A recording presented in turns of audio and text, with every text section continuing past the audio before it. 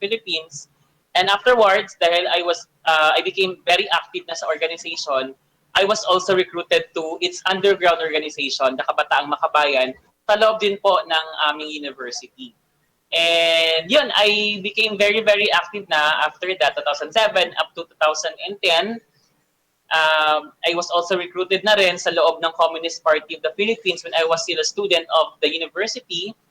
And nakulong po ako once in 2010, which caused na low moral ako and got some sort of anxiety, no, na I was detained for 6 to 7 hours sa loob ng kulungan. Umuwi ako ng Zamboanga in 2010 December and decided to quit University of the Philippines at mag-transfer sa isang malaking university rin sa Zamboanga City in 2011. So, nag-enroll ako ulit sa isang university sa Zamboanga City in 2011 at nagpatuloy sa aking task as a member of the CPP and member ng Kabataang Makabayan na nag-recruit din at nag-operate in Zamboanga City in different schools. And later in 2011, last quarter, I went full-time to the NPA in Davao Region from 2011 to 2017. So na-mention po ninyo na naging active talaga kayo. We are very curious, no? Paano po ba talaga kayo naengganyo na makapasok dito sa mga grupong ito? Ano yung nag-encourage sa'yo to enter these organizations? There is no direct recruitment to the CPP and NPA. It always starts with a legal organization. So with a legal organization, these organizations will bring and will advocate for different social issues. So nung panahon pagpasok ko sa University of the Philippines, the big issue sa loob ng school was the increase of the tuition from 200 to 600 pesos per unit sa loob ng UP Visayas. Sa Diliman naman and sa UP Manila and also in Las Bañas, I believe, from 300 per unit naging 1,000 pesos per unit. So that's how I started sa loob ng organization. It's issue-based. So the organization will utilize a specific social issue na napapanahon and akma dun sa kung saan ka nakatira o saan ka kumikilos.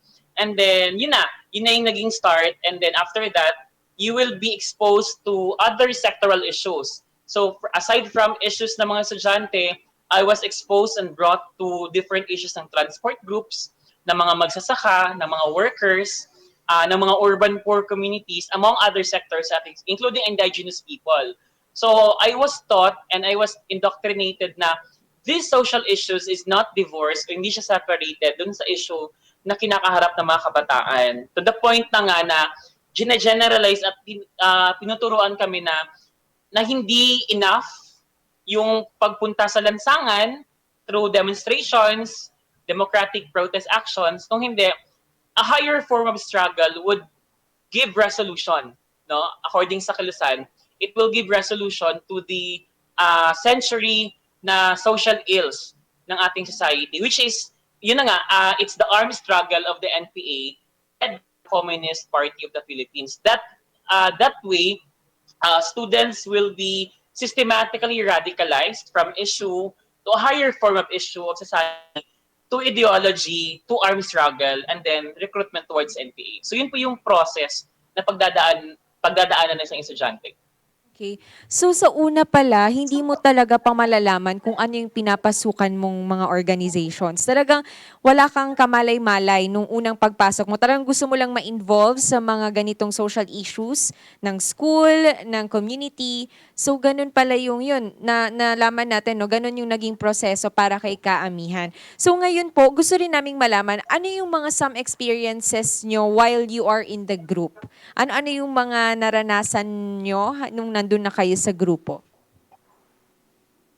Actually, both good and bad yung experience ko. Para naman maging objective and be fair din naman, no, sa kabilang grupo. Good siguro dahil I was encouraged to speak up, to stand for a principle, lumaban for a specific cause, for an advocacy. Yun po yung naging, and so doon sa loob na rin ako ng Kilusan naging mature kasi I took huge responsibilities sa loob ng Communist Party of the Philippines and also with the NPA nung nasa loob ako ng NPA talaga.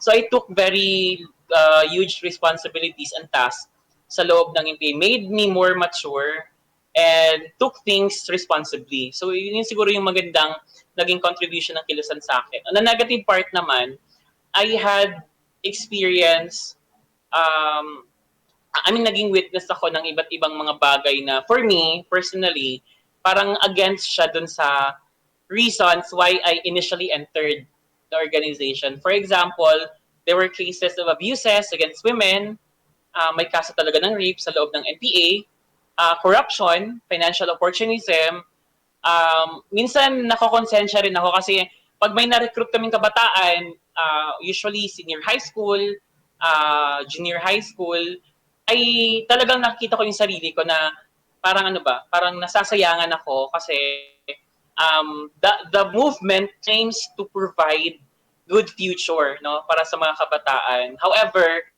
our recruitment process sa loob ng sektor ng kabataan, parang it's the other way around. Instead of we provide them the guidance for them to have a good future, we bring them to the organization, take up arms, and yun, lumaban against the government, which it resulted to different tragedies sa hanay ng mga kabataan. So there were youth and students na nakukulong, nasisira yung relationship with the family, with their parents.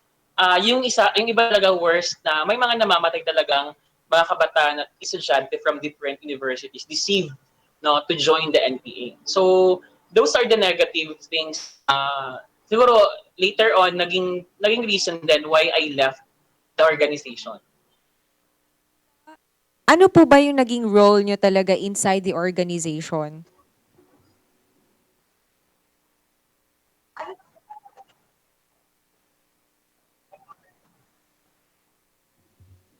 My last designation po, I was the secretary of a guerrilla front. So when we say secretary, that holds the highest position sa isang na CPP and NPA unit.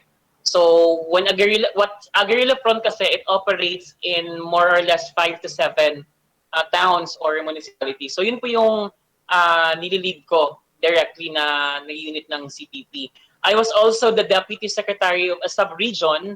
So a sub-region to a province. So ako po yung second to the highest person sa isang committee ng CPP sa isang probinsya.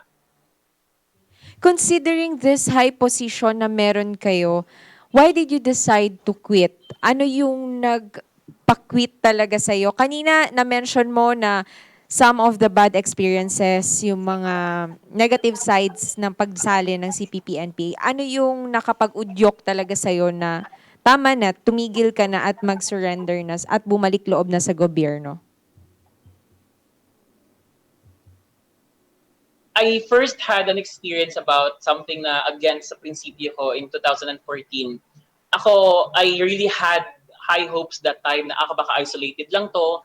We can have this resolve and contain no inside the organization para igiit yung pagiging just no na kiniklaim ng organization. May mga ibang kaso naman talaga na naging hustisya at resolution, but in a span of time, nag-accumulate kasi yung ganung mga kaso.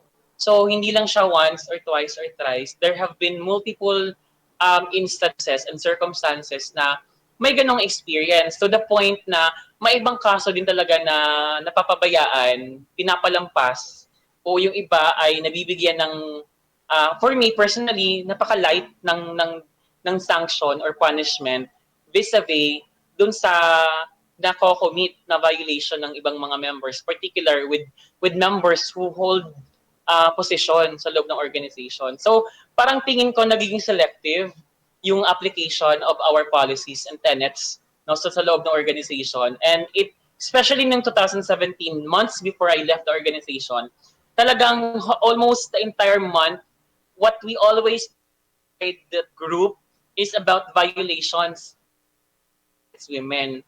Instead of we talking about how we can help the farmers, instead of us talking about how we can help the poor, what we always discuss inside the organization is about these abuses. And it's toxicating kasi sa part ko, I mean, I had the sincerity na pumasok high beliefs na this is the organization that would truly address the problems of the society. However, it's the other way around kasi it also has its own ills that tinatakpan no ng CPP. It also has corruption, injustices, extrajudicial. For me, napaka contrary.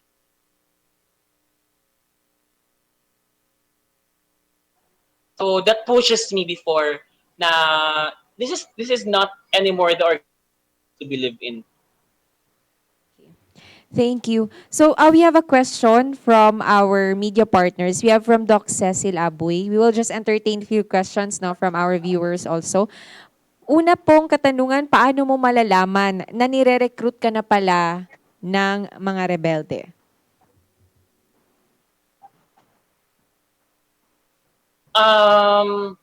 If sabi natin, Miss Myra, na this comes with deception. No, deception because no one, nobody recruits directly. I mean, you directly or someone directly rebel group because it always starts, especially in cities and urban centers like Zamboanga or let's say Davao City.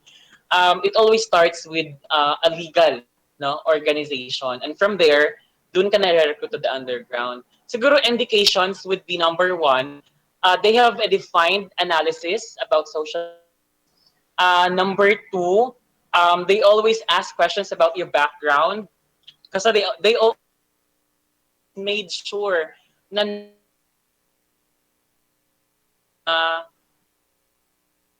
government or might link with the armed forces or with the PNP.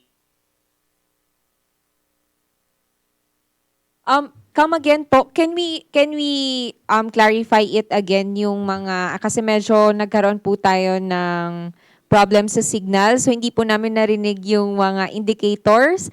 Can you please repeat po kung ano yung mga indicators natin?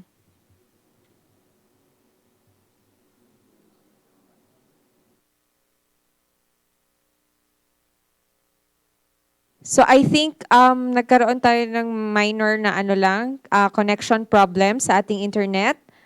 Are you still there po ba, Ka Amihan?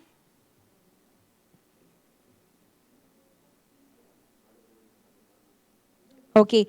So babalikan lang po natin si Ka Amihan. Habang hinihintay po natin siya, yun po yung mga, let's review yung yung mga na-mention niya.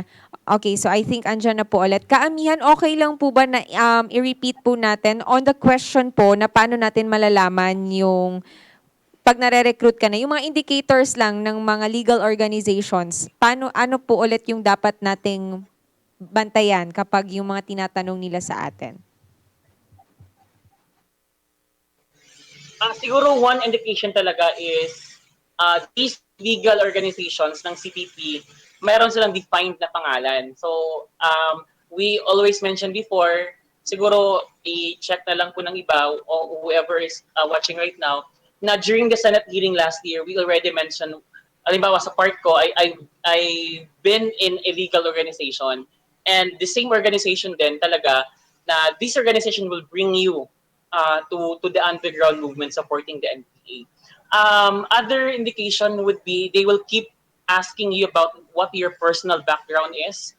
Kasi yung organization kasi naniniguro na walang makakapasok someone na may direct link sa gobyerno or may direct link sa armed forces of the Philippines. So those are some few of the indications.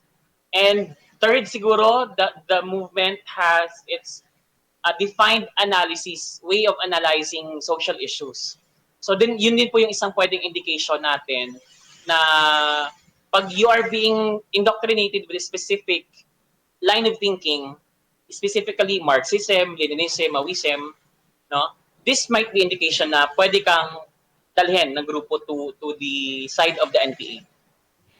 Is it true po ba na mahirap, kapag nakapasok ka na sa mga organizations na ito, ay mahihirapan ka ng makakwit? Hindi ka na agad-agad na basta-basta, ayoko na.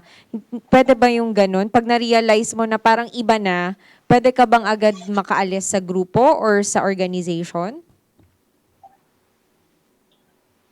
Depende po sa level ng organization. Kasi sa Kilusan kasi, we have like 3 levels. L1, it refers to legal organization. L2, it refers to the underground. Kung sa kabataan yan, kabataan makabayan. L3, or the third tier, it's the CVP. So pag nasa L1 ka, anytime you can leave the group. Kasi L1 naman is more on issue-based na unity or specific advocacy. So, pwede kang umalis. At more often than not, hindi ka naman pinipigilan na umalis sa grupo. Although may mga attempts din at saka effort na to recover you to retain sa loob ng organization. Pag tier 2, dahil pag kumalas ka sa grupo, talagang may malaking effort na gagawin yung organization kasi you already know a things about the underground movement, about sino yung mga kasama mo. So for security considerations, talagang with all the best na pwedeng gawin ng mga kasama, talagang pipigilan ka na kumalas sa grupo. Lalong-lalo na pag nasa CPP ka na and sa loob ng NPA. Kasi pag nasa loob ka ng NPA, once magpaalam ka na ay gusto ko nang umalis kasi ayoko na, kasi gusto ko na makasama pamilya ko, o hindi na ako naniniwala sa prinsipyo ng paninindigan ng NPA, talagang may specific or subsection or subgroup sa loob ng NPA who will really parang kakausapin ka talaga ng todo-todo para para i-encourage ka na manatili sa loob ng organization. That's the reason why may ibang mga dating NPA na kumakalas nang hindi nagpapaalam. Kusa silang umaalis voluntarily, unilaterally, kasi once magpaalam ka kasi talagang hindi ka papayagang umalis sa grupo. Like me, umalis po ako sa grupo, hindi ako nagpaalam kasi I know pipigilan ako ng mga kasama ko. That's why I left without asking permission or clearance from my comrades. Okay. So dahil po diyan, no, ano ba yung mai-a-advise natin sa mga kabataan para hindi sila maging biktima ng ganitong mga organization or mga grupo? Siguro dahil hindi naman may kakaila na meron talagang underground recruitment sa loob ng mga schools. Like any schools could be a target of the CPP, NPA, NDF for infiltration ng recruitment. Siguro talagang ating advocacy is the armed struggle of DFA. Lipas na, expire na yung ganung advocacy kasi nga kahit yung mga bansa na kung saan nanggaling yung ideology PNP, NDF ay binitawan na yung ganung mga ideology. And it's also very evident for 52 years na hindi kagayan yung naidulot ng CPP, NP, NDF. On the other hand, destruction of properties, destruction of the future of the youth, in general, destruction of the entire nation. Ito yung naibigay na legacy ng CPP and PNDF in its 52 years of causing havoc and atrocities sa ating mga Pilipino. So it's very high time for our youth to discern and to make its own decision. Someone attempts to recruit you to this movement underground, sumusuporta sa NPA, it's our challenge na talagang not please don't be deceived with this yung mga gandang salita na issue based lang to this advocacy, because these are just facade.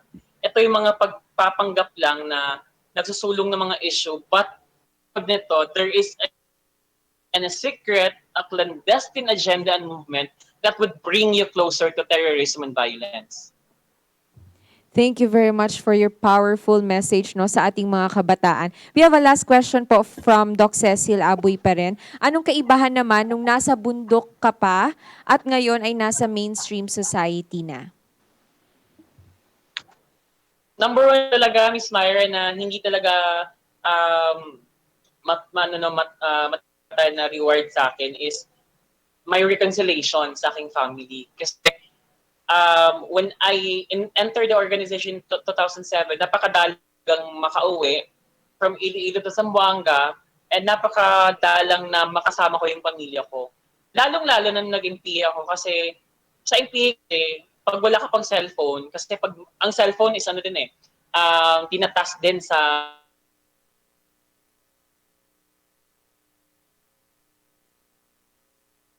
once every 3 months rather. Once every 3 months lang. And yung pagbisita, once every year or once every 2 years. Hanggang tag-limang taon bago makasama yung pamilya. So, being able to go back to the mainstream society sa pagbabalik loob, ito yung reward na natanggap ko to be able to reconcile with my family, with mga kapatid ko na talagang with no fear, with no barriers, no walls between us, ay talagang we can have each other na talaga compared to nasa loob ng kilusan kasi there were a point in time na I was rejected and neglected by yung family. And they were very, very happy ngayon and they're very proud na ako yung nagbalik loob and already supporting the government. With that, no, we are very happy for you sa iyong pamilya at malaya kayo ngayon na kasama mo ang iyong family. We have a next question pa po. Medyo marami-rami pa tayong question. Next is, the media is abuzz with the red tagging by the AFP of some UP alumni and now the dissolution of the UP-DND Accord. Your thoughts on this po? We have always been clear, staunchly clarifying, no, na there's no such thing talaga as red tagging. On my case, no, and on the case as well of other youth who were deceived by the CPP and PNDF. Kasi we all have the same stories. We all came from the legal organizations. So without naming them, I know everyone is already aware about the deception of these legal organizations. But we have been identifying, no, na organizations with connection to the NPA. We can testify and we can have our legal oath na these organizations talaga are linked to the CPP and PNDF. We have minutes of our meetings which can prove, no, even the video is presented during the Senate hearing about organization inside my camp. No, when I was in NPA, they were there. So, hindi na pwedeng hindi pwedeng napaka hypocrite siguro, no, for again about them only as a legal organization lang kasi na these organizations really are being run and being led by the CPP and PNDF. Okay, thank you po, Ka Amihan. Next question po. Is there a presence po of CPP NPA in schools in Zamboanga Peninsula? Paano po ba tayo nagre-recruit dito sa Zamboanga Peninsula, Zamboanga City? And how will you know if they are CPP NPA? Kanina na-mention na natin na hindi mo talaga malalaman because these are legal organizations. So, gusto lang namin i-clarify kung meron ba talagang presence ng CPP NPA sa Zamboanga Peninsula, especially here in Zamboanga City. The answer for that was yes. Although at this point, as based on my observation, they are significantly inactive, no, because of this campaign of the government against CPP and PNDF. But evidently, may existence po talaga ng infiltration sa mga universities and colleges in Zamboanga City, especially during my time, no, na I was there before studying in the Zamboanga City. We had different schools na meron kaming chapters ng KM, may mga chapters and party branches of the CPP on different schools in Zamboanga City. But right now, they are significantly inactive. Medyo tahimik na rin, no, yung But yun na nga, we should never be complacent about that kasi anytime soon, pag naging siguro maluwag din yung gobyerno about this infiltration sa mga schools, and if our partners, no, na mga school administrators will not be aware and informed about this infiltration, siguro talagang mabibigyan ng venue yung kabila to further infiltrate and recruit and deceive our youth in joining terrorism and communism. Ano naman yung may advice natin? What is your advice to students and for parents? Of course, sa mga school, na-mention mo kanina sa ating mga school administrators, ano pa yung pwede nating ma-advise sa ating mga students? Siguro first, siguro sa school admin, let's just be open, especially to our security sector, especially to the SUCs, no? Na SUCs are state-run schools, and we should never give an impression na our armed forces is the enemy of the state university. In fact, our military, our PNP, they intend to defend, no, the institution and our students, kasi nga it's now been a fact na there have been cases of recruitment of students going into NPA. There, ang iba nga nahuli, yung iba ay namatay, yung iba ay nababalik loob. So let's be open to the security sector. And also, let's be open as well with a table discussion with former rebels who came from the ranks of the students, para at least they will be enlightened on how this radicalization affects their institution. To the parents, let's maintain and level up our harmonious relationship with our children. Kasi yung prinsipyo, yung beliefs, no, it starts with home, it starts with the parents. So having a good relationship with our children, it will give our children a good direction in what to do when they go inside the universities pag nag-college sila. Once parents siguro na informed about how radicalization works inside the universities and colleges, it will give our parents a bearing, no, na they can decisively give advice to their children na huwag kang sumali dito kasi it's evident and it's factual na these groups pretending to be legal have hidden agenda. And siguro to the students, there's nothing wrong with activism. I always say that. There's nothing wrong with criticizing the government.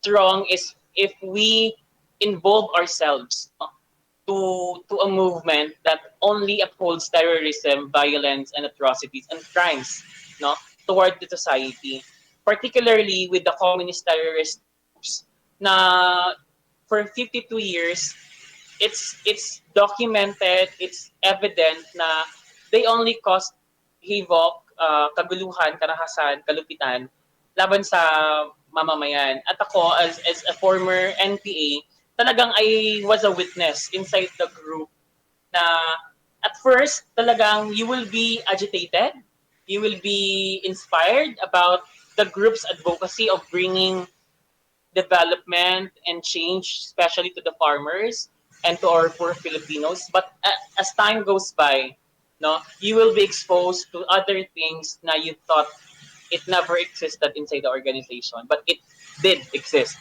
inside the organization. Okay. Thank you. Talagang sobrang encouraging yung iyong mensahe sa students, sa parents, and sa schools rin.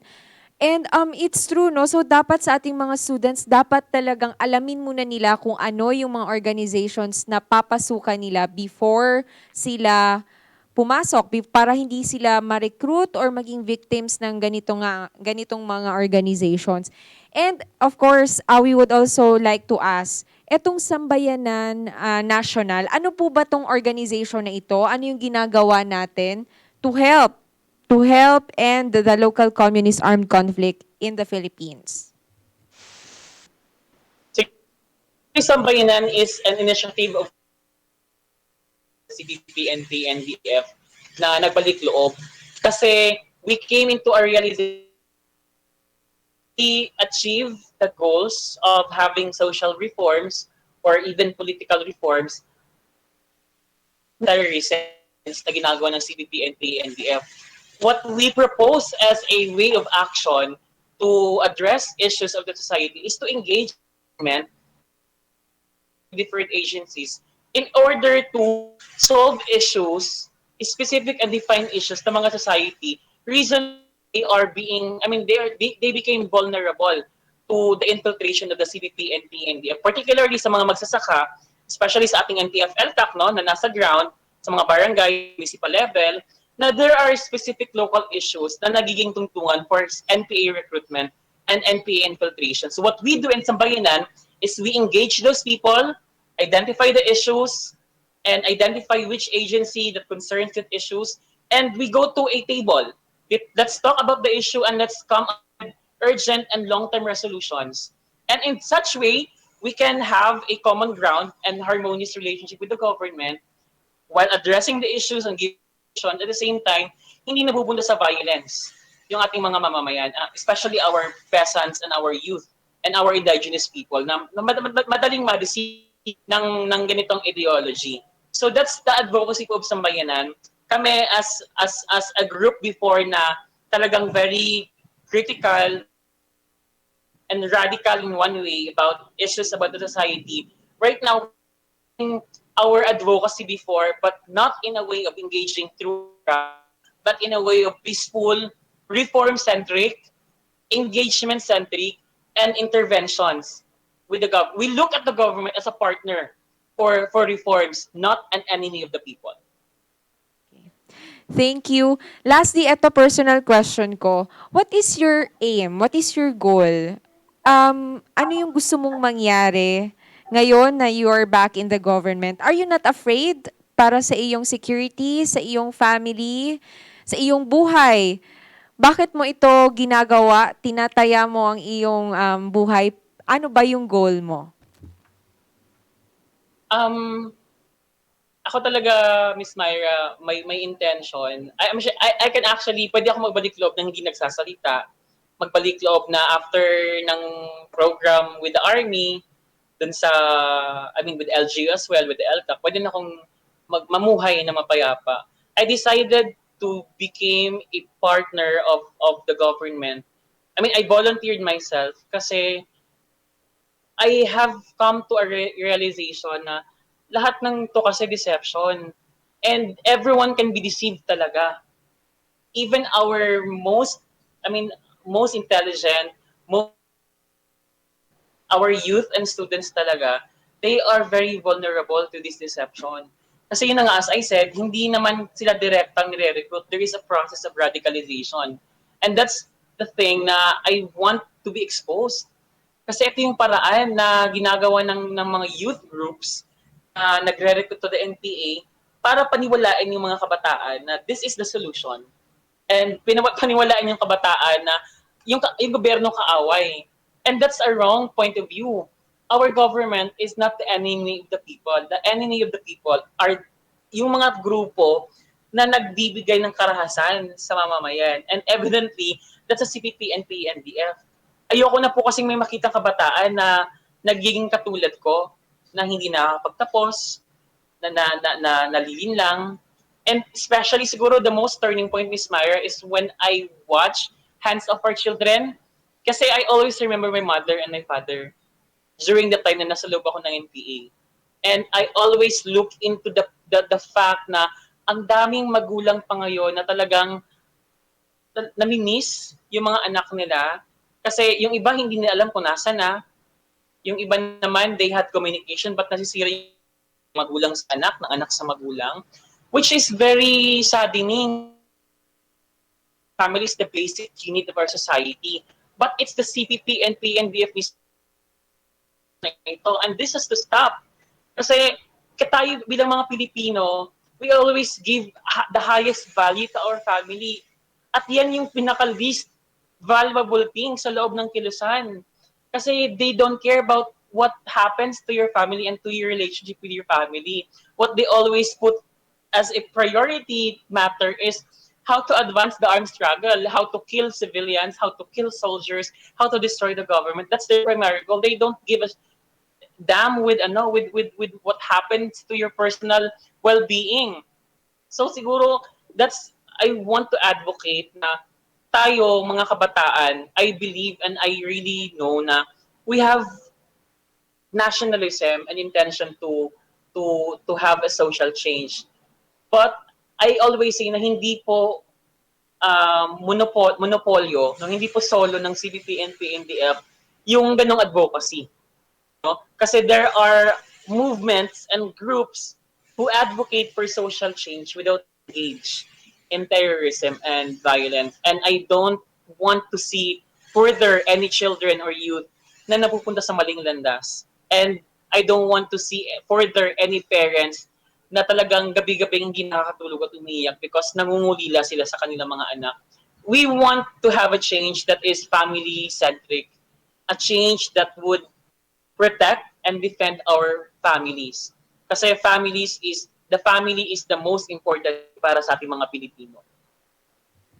Thank you very much for your message. With that po, we would like to thank in behalf of the Philippine Information Agency, thank you po for your time, for this opportunity to inform the public, the youth.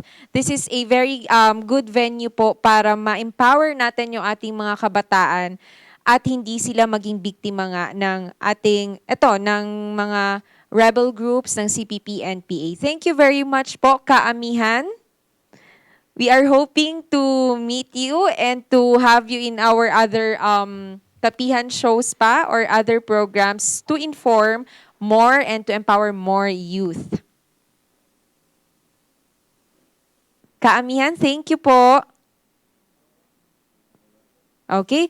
So thank you po. We are all looking forward nga po, kasama po ang pamahalaan, to put a stop sa ating mga local communist groups and armed conflict dito sa hindi lang sa Zamboanga Peninsula but also in whole country po. So maraming salamat dahil nakasama natin si Ka Amihan at nakapagbigay siya ng mga impormasyon at pati na rin ng mga mahahalagang impormasyon no, or paalala or reminder sa ating mga magulang, sa ating mga students, and advices rin sa kanila. Maraming salamat pong muli sa ating guest ngayong araw.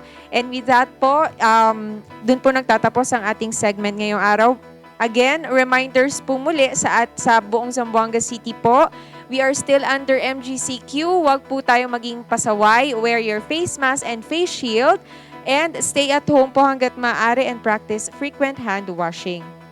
Good news naman po, Mayor Bang Climaco signed an agreement with the UK's AstraZeneca pharmaceutical company to purchase 410 doses of COVID-19 vaccines for Zamboanga City residents. Please stay tuned lang po tayo sa mga other information or announcements sa Facebook page po ni Mayor Bang Climaco. Again, special thanks to all our media friends and followers in Zamboanga Peninsula, Basilan, Sulu at Tawi-Tawi for tuning in. Stay tuned lamang po sa PAA Western Mindanao Facebook page and please like and follow our page for truthful news and information.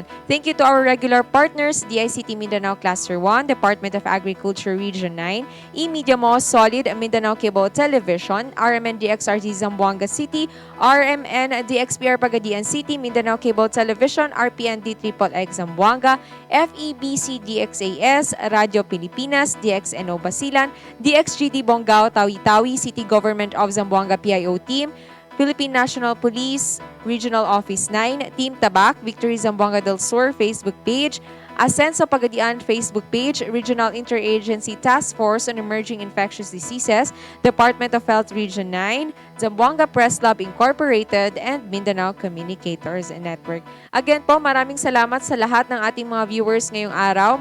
Abangan pa rin po ninyo ang Kapihan na Zamboanga po ngayong Biyernes. Huwag niyo pong palalampasin. Magkakaroon po tayo ng COVID-19 update naman po sa buong Zamboanga Peninsula.